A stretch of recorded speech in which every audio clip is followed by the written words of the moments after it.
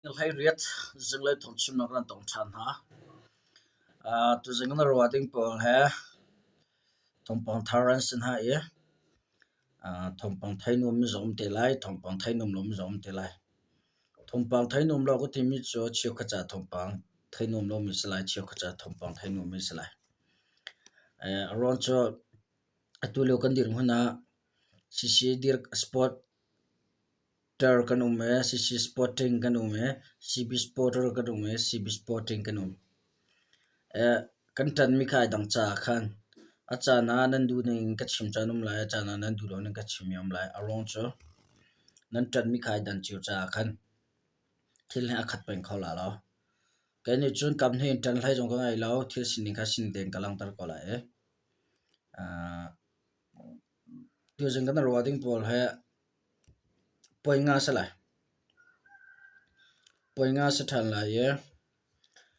pakhan naka sisi rem hal ha se ti in chinrama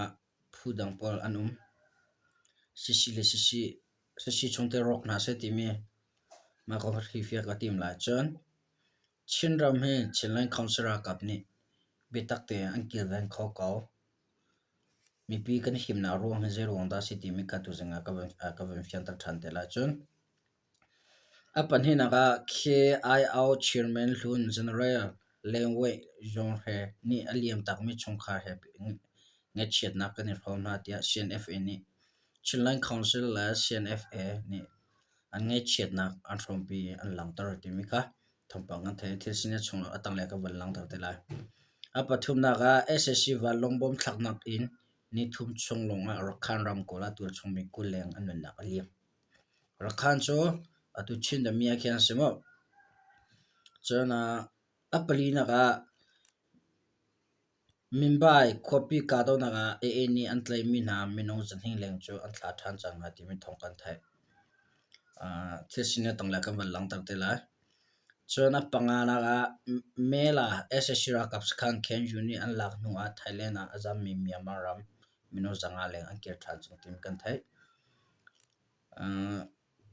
koram le Myanmar ramri aumi sakhan khen union lak nu a mi pi jong ra ker than chung tim ka thongpang kan thai e thongpang thang ngai kan thai en thil sining kha sining te ka wal lang ta lai te ka chim ton ma to gen thongpang song kan lu hlana lai hol te en jing lai chun zang lai youtube a thong ka chim pai kan chin ram na do te kan chin ram kong thai na du ve ko ye kan ra kam na do te na e kan ra kam na sining la dir mun thai na du e ram hi nak ram thum na achang mi lai hol ten thongpang thai na du peng ve a chun the channel information youtube channel hai subscribe to kam share na ha rong cho chiu khat ni youtube of ve khalong kanam hu khau tu lo nang ka ti ton cha nang ka ko to ne mai ton zo nang ka chim to zero nang ka mu khaw lo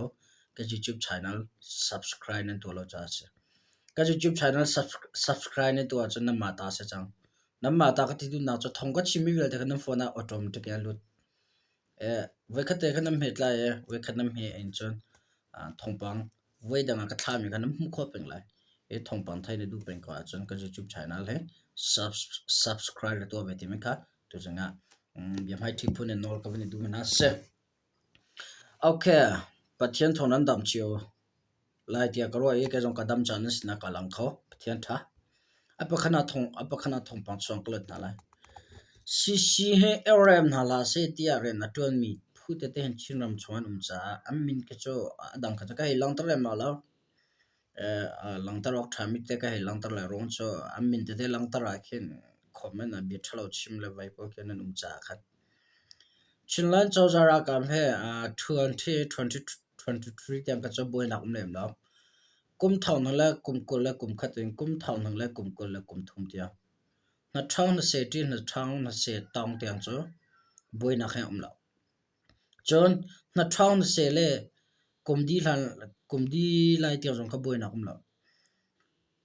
na thau na se le kum di lai rong la to kum 2025 ka laga he CNFA heti CDFA heti tutak bia atamai zero anda ma tu bia chua si chom boy na se boy na se lo rock na se ti mi long thin angai mi po online chunga mur south klonga le kadak to klonga le long thin thalo to ken bian chim mi ro ase ti mi ka tu jan chim ka ban do zero da mai ka ban chim ti a chun tai nak le kam pan chang daw thlena kum thum kon kal pi chong kum li chunga boy na tong lo cnf tha den ran daw ti cnf nh chu kon to lai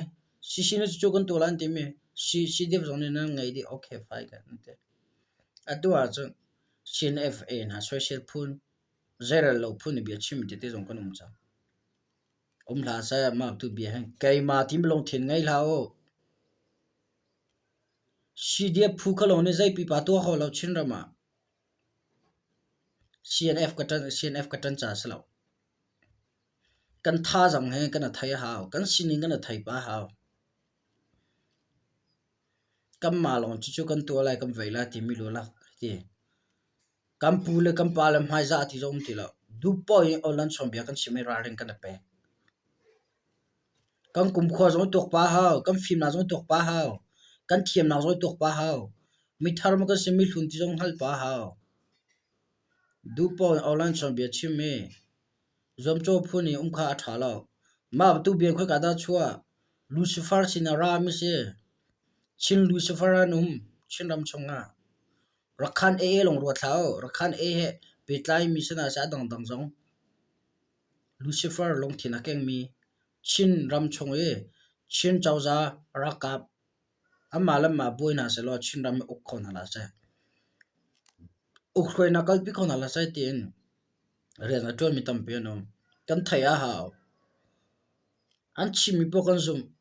amma chimi po lu lak man azum mi ni hin to cnfa na ka soi sangam na chu upalong film kan se tha te kho kan ro ha volai chonga hin ka in bia cho chok lai pakhasin lo sala lo ating ting sinin a thong thong sinin bia an hol mi na thaira na hal la bia ating ting na thai mi le a thong thong na thai mi bia kha kan cha aje buntuk bia da se eden dum chong lucifer ne avisina achimi bia cho athum aleng lai mi pi thainak lai av thainak a chun athum asana ma bia chwa ummi kha akha a bia chwa ummi ni av cho zebentuk minung da si timet angal tar taklong ai umang hal tar misula sinang hal tar ninjana chhotar boina chhotar pathiana thentar na chu ve ban to ge tulio chin ramba dot nak long thin he akan chimro zon ro nak long thin he bian chimro kan ti mi pol he atak te ko cho eden du ma lucifer bia khados ko cho av le pathian athentar tu adam le pathian athentar tu bia ka atu chin rama thlong kam film kora ha lucifer cha rule chu zauna ka a saw so a fate zauna a tinung law na in aka chunga la chunga umi ase position kan tila cho achak to alai afate na alai pakhate ne akan chukwa chun thina aka phantar kaw dam lo na zo na atluntar rules sivai chu ve ban to gen am bia he thum ko ro afate ro kan tina in achunga ro umi kha kamma la kamma boiter tu bia asi ral akan sar tu bia asiti mika chin mi pini kam philo ha chinline council chulana fact adir ko mi chulana chinline council ai rakap ai do ko mi atua cnfa cdfa timi bia chua zaidang salo edendum chunge avak mi lucifer kai a chok mi bia ni kado shishira kap na mal na makala boina asare ram lo na chhuatar chu cha ka chim jang badu ka nol than lai a ting ting in valai bia na thai mi la a thong thong in valai bia na thai mi kha ma bia ka thai mi zai hinda la ok ase zai hinda lak la ok ase ti mi kan tok tan thia ma ha film nak ti mi chu chon nak ti mi chu education ti mi chu kan chon mi tiang long kan thiam kan chon mi pin lai chu kan thiam ti lo zaida bi video nu hrin thluak atu leo kan dau thlen na ka hen education long kan kalpi a chun kan chon media chun nu hrin thlok ngai mina kan tai lai chim du mi chu nu hrin thlok he education em han ti chan ase bia papa zum ding sala lak ding sala amin mana hrui tu na salo ma zia hrui tu ni chiu ka bia na lak na cha thanem na chho pilo me chinline council ra kap cha thanem na chho pilo me bia zai na la nan cha thanem na zai da kan chin mi pi chonga boi na asar tu bui bia se Lucifer bia achuak chinama iraring now se film ko now se kan dau mi hi kan tai se ma haw kan tai khonak de nga chu kan lungar wala haw kan tai khoding a chu kan lungar wala haw ma kong happy tlain mi pi kan sia rakap sisi rakap nan sia nan long aru la chu azai pi khin nan tu khala la chep kan tu ni zu ni chu chep chunga cha lut kau nai atal amai tiang long ha a oi amai ha cha te zu cha sam than chu ve ban tu kan long aru lo i kamala kamati ke mati long thin kan ngai e dot na long thin le zon ro na long thin he dau thlen na kalpi mi si kan si kan fian lo kan phila chun zu ban tu gen dau thlen na chon kan lut ve ko lai chep chung cha kan lut ve ko lai kam mai tiang lo dau thlen na kan kalpi lai kam mai tiang lo dau thlen na kan kalpi lai a chung tiang kan lut khola lo chu cha chen mi pi bia vai vuan kan thai mi pol he kan cha a thlum mi sirwa kan rati mi he boinak bia si e a kha mi bia se e av le adam pathian he a thantar tu eden dum chung bia kha si ti mi kha nan thil no ro se ti mi tu zinga the chilan information kai ma pa ni cha kan tu na okay apan ni na kan lu than hala apan hi na zai da si ti a chun koram pi ham va zawung lo tu tianga kumli chung kan dau thlan na ka chin mi me olhan rakam nya kan tlai ya kan tha akan tlai khem ti mi bia na thai bela lo kai ka thai lo ka pal so la cha khomena ra ta te ra ka bom te lo te ka thai lo kai kumli chung kan dau thlan na ka 2021 na town na se tin atu tianga me olhan na chin ra ma chin no an tlai khem hai an tha na mi pi an tlai hai an tha na me naw an tlai hai chin ra ma an tha na ti mi ka thai lo chak lai chin ra ma o cc control area mundang ka dong rakhan ram heti koran ka chin ram ti pro tok mano mundang ka dang me ang han rakam ni an tlai na chu ti chon than ha civil minong mo a kan ni chin ram a zero da ma bu thil lo kan rakap na zai an tu lon thu so nin ti min ani pen kan ram an kil ven kho chu me ang han lam ya dan phidi chu amma ni an tuk lawa chu me ang han zona kan tuk kho lawa ya kan dau kho chin rakap chu chu cha kan chin rakap hen nek dengan sala upat e thong thadeng mian se I do proud of them ke chu ko uang tok na social nak long te kan he chim CNFA ran dau thiam lo e bai nge kan ti kan ka a chok mi bia zo kan tha te kan to ka ha nan nu le na pa chin ram mi ko ram mi ke jian him chinline council ra kam ni defense an tu cha la chin ram piam kul ja se nan zum lo sala chin ram chung vil te hen CNFA SSC ra thang an lu khonak le an cho khonak hun ve CNFA ni an kul lo nak man la ya chin ram atlai khem nak lo chin mya kan tlai khem tu chu tu i CB ni pathian ya kan thla pek men ti me e ra kap long dos ko chu chin mya kan that tu chu ra thang na ti no me e long pis ko chu me on ha ya kan that tung lo kan tu ka ha tha te en ra an tuk lo daw lo nan te atu atang mi ha khala ti dim long tang ti dim chu CB ku da he chia kong CB le e ku da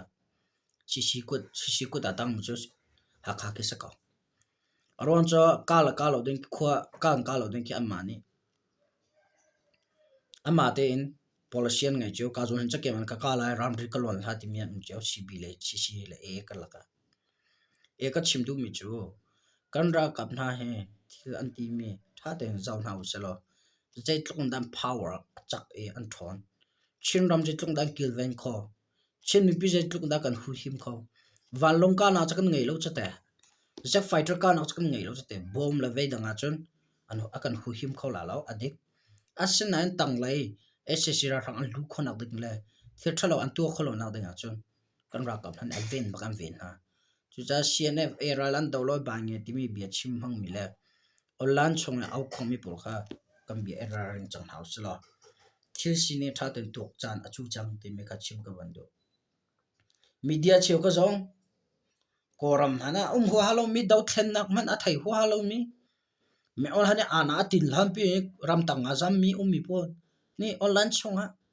cnf any ran daw loi bangi tin kan he chim ngam chu malaysia phakna lama siam tu khi hauda se cnf chung slide bolian mang idea pe nak le thu tuk tan nak an kal khi nan mu na pa ni na kal tar lo ke malaysia na phak noi ram dang nam pha bangkok lai delhi refugee din hun nan din hu long don phan ko chu visa ya kal khom chu thom tin si visa na kal khonak jong ke tanga ka ngai cha ti ro thang chu no visa kal khona lama asial tu jong cnf thau kum som thum ralan dawlon na ti kum som thum chonga ralan dawlo ram an ven long salo in kan chin mi pi kan ram rok a boy kan har sa ram danga kal khona ka ram thum na ram hin kal khonak de atia india chawza malaysia chawza singapore bangkok US like America or like America, Canada, Denmark, Norway, etc. Hoi tu pole chawza pole petle na anrangai din ho refugee ti me chin mi ti mi ram thum nak ni ram thum nak chawza ne kan thai mi kan si chu chulhana cho kan thai lo chu ya zai po he sulam angai me tha ti ruat naw chlo tok dan naw se ram thum na kam phan chang bange ti phuni mo nan dila kan tin halo a cnf a zai so thil sin zai ma halo social tu la dal tu khan tin ha tha de khok tok tan chan achu chang e ro chan achu chang na du mi po na ka chok mi le na long thina film mi po kho chim la minung tling ni salo ti kha na fian na lang tar ma ko hai petlan tu zan the chinlan information page on live chong ka chim la fuat na te law ma ka chim mi ko hai mo akam fuat tin ro thao ano cha online so tu lewa pi vai wona tam to chena fene chu chuan tu aloi bai bai nya kan te kam polong pe pur ko chu online so thu den so tho ho reng kan thun na kam polong por zaida ram cha kan to ram cha wak pakhan ni kan hai chok pek na le kan ra kam na ama daw dal na kan hai man than nan zia thino ma tin ni no ma chu nan tlak na ka sang tok sol la mimit kem chi hum peng thao thid tanung lo thid kin chimong te me ka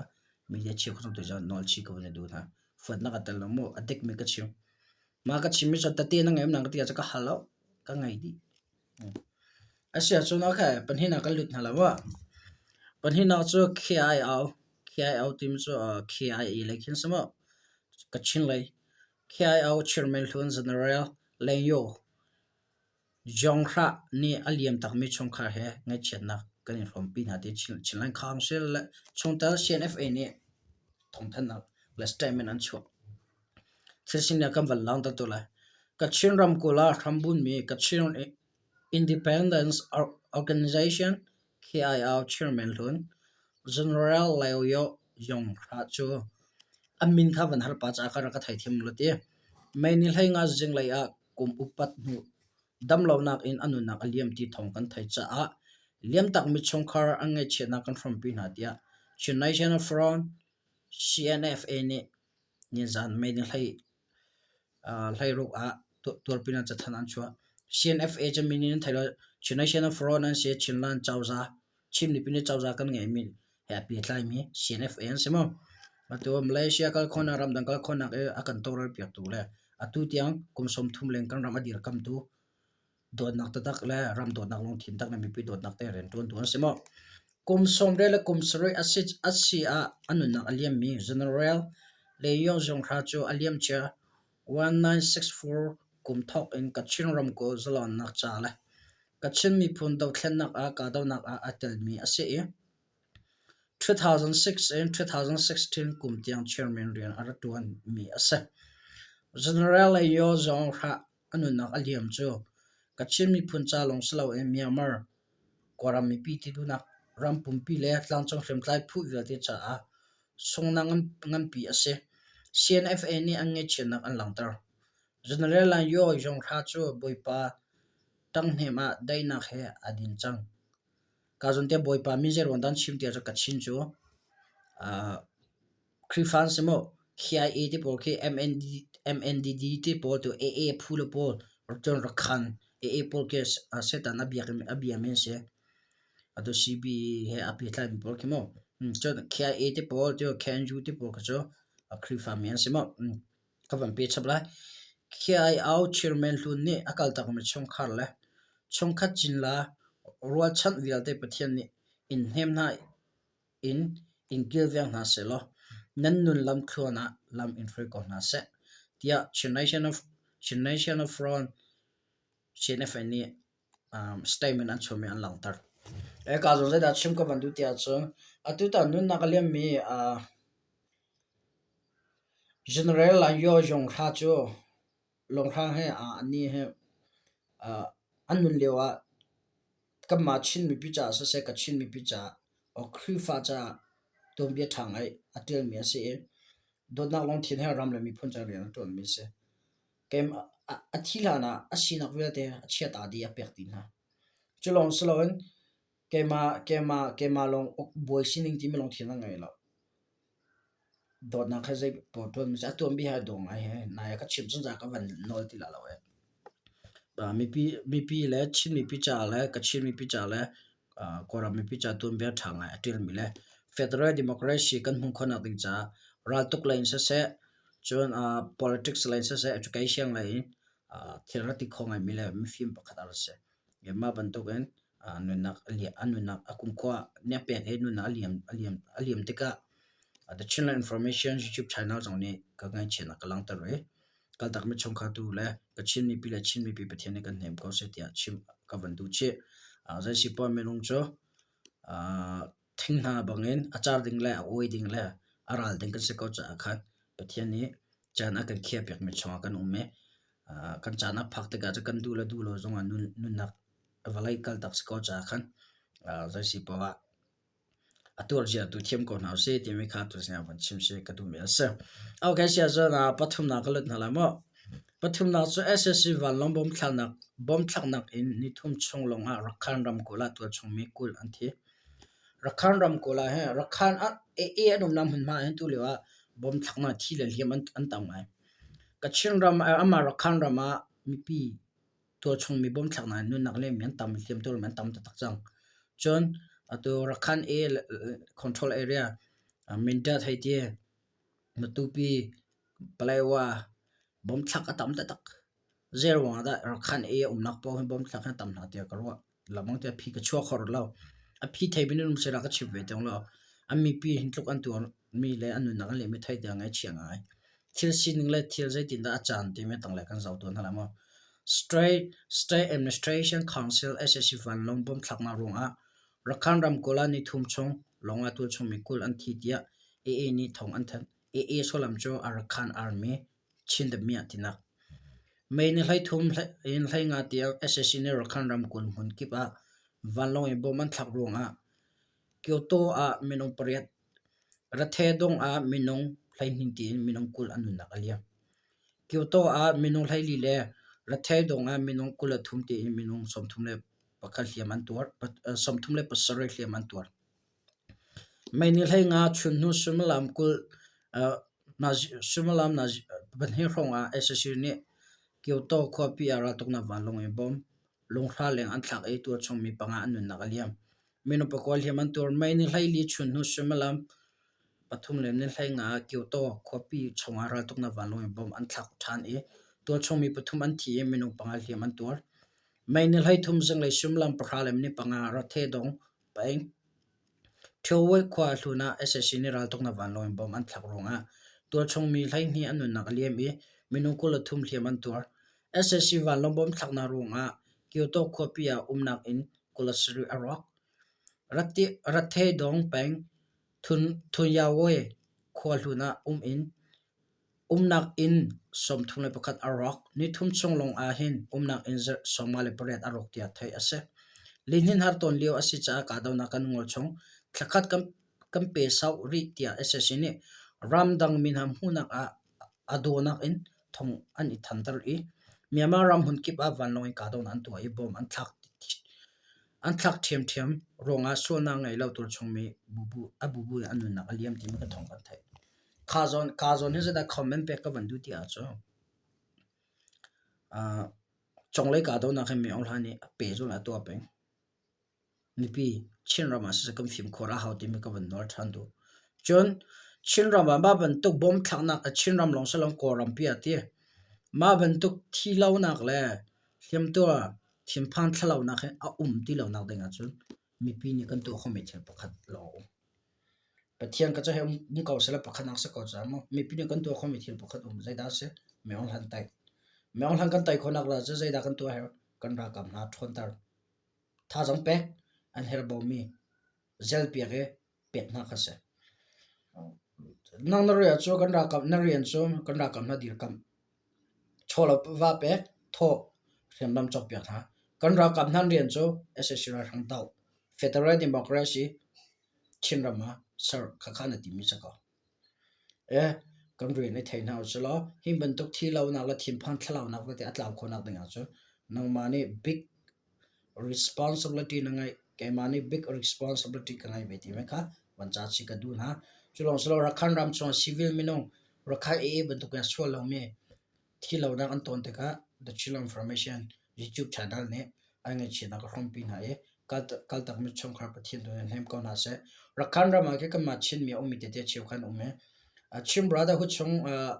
CNDF ampu reverend mu lai thang ne chim ninga ka chun rakhana ke chin mya ting kan umve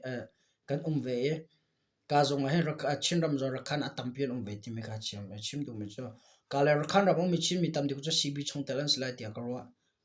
kama ha kha than tlang le CC chong talan cha an tal lai ti karwa tlaw ye zai se pa wa pathian tu na nge chin nem ko na se ti men khat rakhan kong cho ka bia ka dong ta re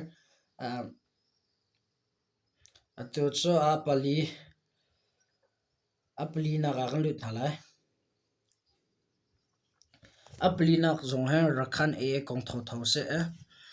Mumbai khwapi ka do na ga ni antlai min ha minong zan hi lem cho an thla than chang na ti thong kan thai ka zon te han thil sin ya tang la ka man lang tar tu la comment pe om sir ka ban pe te lai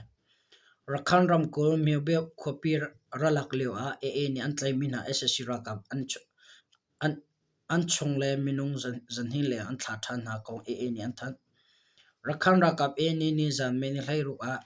an thla than min ha chu ngak chia zala som thune nu zan hi som pola panga an si an za te